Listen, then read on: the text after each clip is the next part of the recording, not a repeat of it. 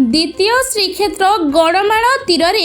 महाप्रभु विग्रह और मंदिर प्रतिष्ठा उत्सव अनुष्ठित। खोर्धा जिला बेगुनिया ब्लॉक गड़माण तीर ग्राम द्वितीय श्रीक्षेत्र महाप्रभु मंदिर प्रतिष्ठा सहित महाप्रभु श्री जगन्नाथ भौणी सुभद्रा बड़ भाई बलभद्र एवं सुदर्शन विग्रह प्रतिष्ठा सह माँ विमला एवं माँ लक्ष्मी ठाकुराणी विग्रह एवं मंदिर प्रतिष्ठा करा जायछि।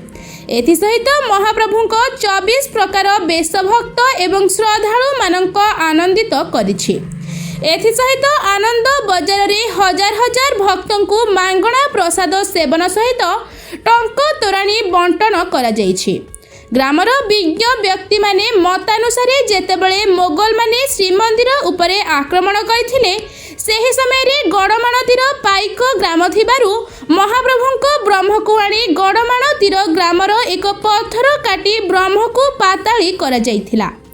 मादला पांजीरु कथित जे गड़माण तीर ग्राम रे महाप्रभुंकर नव कलेबर थरे करा जायथिबा बेले रथयात्रा मध्य करा जायछि। आज ग्रामवासी प्रचेषा महाप्रभु चतुर्धा मूर्ति सहित माँ विमला एवं माँ लक्ष्मी ठाकुराणी मंदिर एवं विग्रह प्रतिष्ठा सहित महायज्ञर पूर्णाहुति संपन्न होइछि। एही उत्सव रे श्रीमंदिर मुक्ति मंडप सभापति एवं सुभद्रा रथ बाड़ग्राही रामचंद्र दास महापात्र योगदान करी श्रद्धालु मानकु उत्साहित करिसंती। सरस्वती मो ना सरस्वती विश्व मो घर गड़माणी आम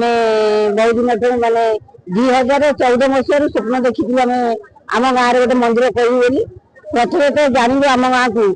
गाँव में आसिक जगन्नाथ ब्रह्म रही आम से दिने भाविले आज आम आह्वान दिवस पालन करूँ। आह्वान दिवस पालन कर गोटे होम कर जगन्नाथ को बसई पूजा कर संकल्प नेलु दिन ना दिन आम गोटे मंदिर करूँ। बहुत दिन बीतीगला गाँव 12 वर्ष 13 वर्ष बीतीगला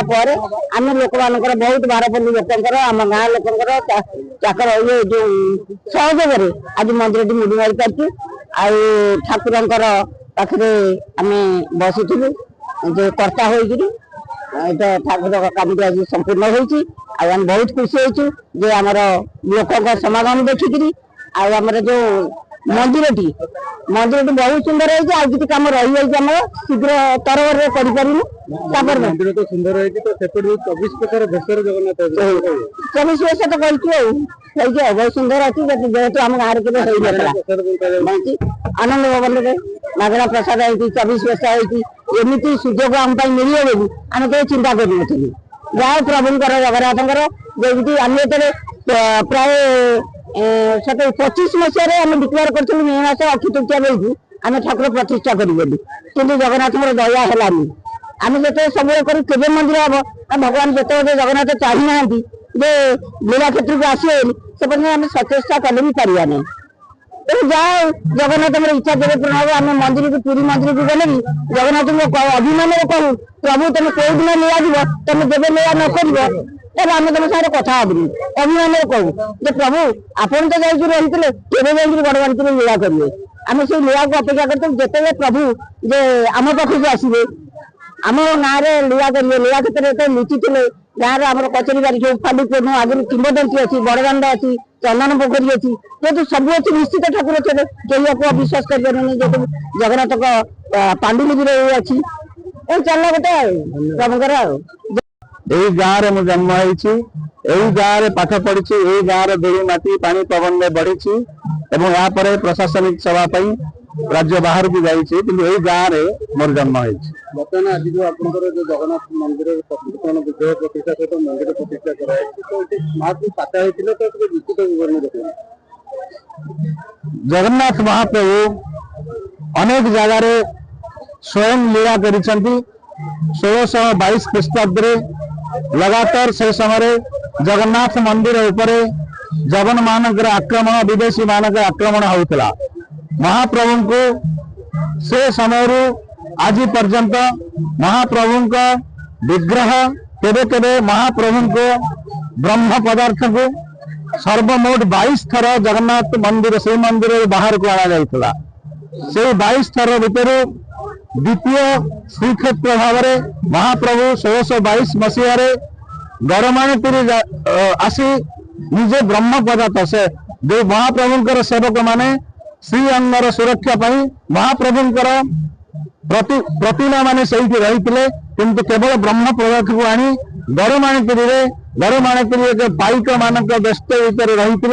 तेणु गरमाणीपुरी को सुरक्षार गढ़ भावी महाप्रभुंकर स्वयं ब्रह्म को आनी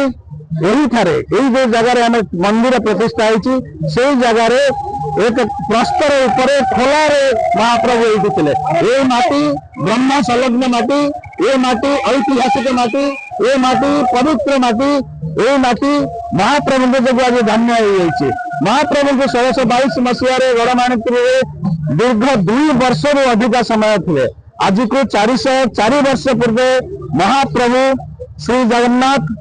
परम ब्रह्म स्वयं लीला करी गरमाणीपुरी ग्राम को बाछी ये ब्रह्म पदार्थ मान को बाहर रखा जाइथिला 404 वर्ष पर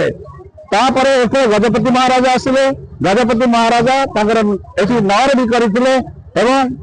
आमको बादला पांड्य इतिहास रे जଣା अछि गोटे वर्ष गरमाणीपुर नवकलेवर करा जाइथिला आ गोटे वर्ष मध्य गरमाणीपुर रथ यात्रा करा जाइथिला सेति पई आज गड़माणीपुर बड़ दाण्ड भी अच्छा गड़माणीपुर मौसी माँ मंदिर भी अच्छा। खोर्धारू रमेश साहू को रिपोर्ट संघर्ष टीवी।